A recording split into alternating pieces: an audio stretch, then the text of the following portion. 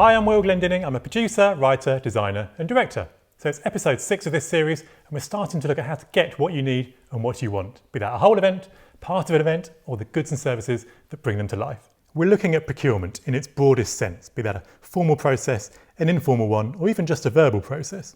Broader still, we're looking at procurement and HR, finding whatever you need, be it ideas, stuff or people, resource. As we deal with and emerge from the crisis we will find ourselves in during 2020, businesses, agencies, everyone will be looking for more value and looking to buy better. Make no mistake, procurement of, within and around live events in any form was almost universally broken pre-pandemic, whether you realise it or not. It's so bad it's an epidemic in its own right. If this isn't a wake-up call and time to finally sort out the madness, then I don't know when the best time will be. If you want better value, you need to fix how you find stuff and how you buy stuff. We all do. I am neither a procurement professional or a human resources professional. What I am though is someone who has over 20 years experience of wrestling with and guiding the procurement challenges of both the largest and smallest organisations in the world, and navigating human resource requirements for roles that are often harder to define. I've been the client and worked client side and worked agency and contractor side across almost every type of event.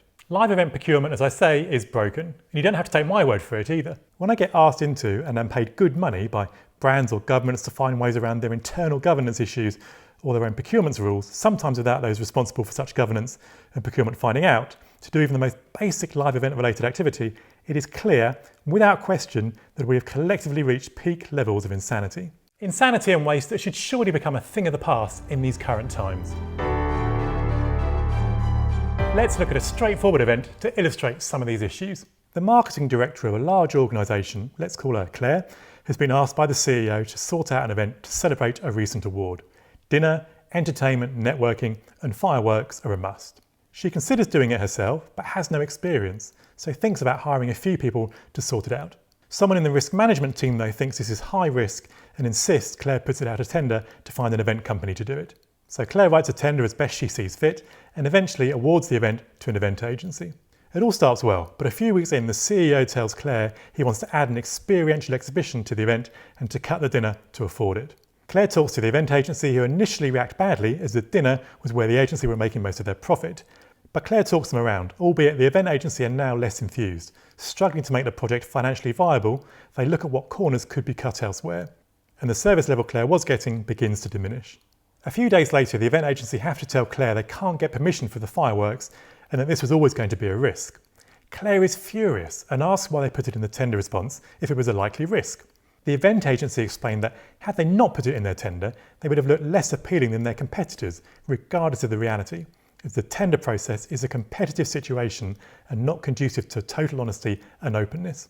And had they not put it in their response, they would have been non-compliant.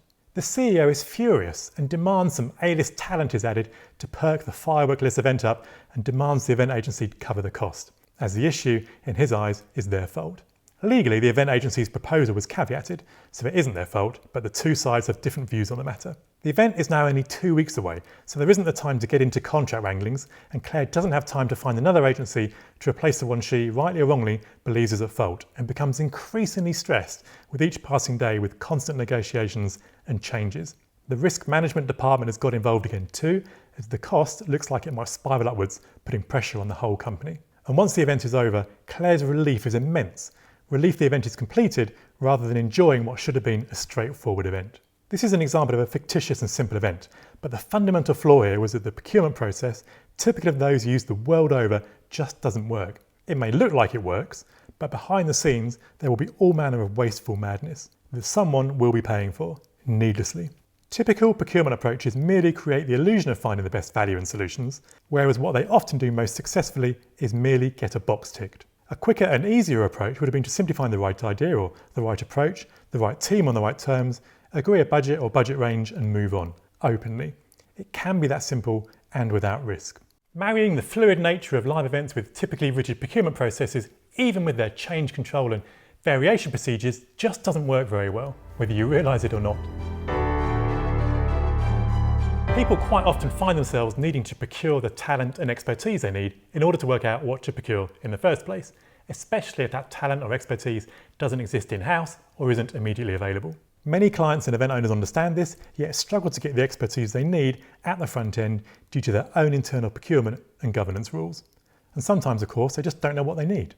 Most procurement exercises therefore ask for a proposal and cost for something that has not yet been developed or planned in order to find the people to develop and plan it, which requires people to develop and plan it before they've been appointed to develop and plan it so they can submit a compelling proposal and price. Or in other words, a paradox that's all too common. You wouldn't hire an architect based on how cheaply they could provide concrete. You hire them based on their ideas or the solutions they offer, and then work together to agreed budgets or against agreed terms.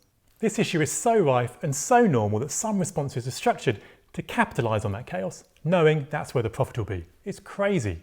The rapidly and ever-increasing cost of running tender processes and responding to them isn't sustainable either. When you have a group of agencies spending more collectively on responding to a tender than there would be any eventual profit from those contracts, it's obviously not sustainable.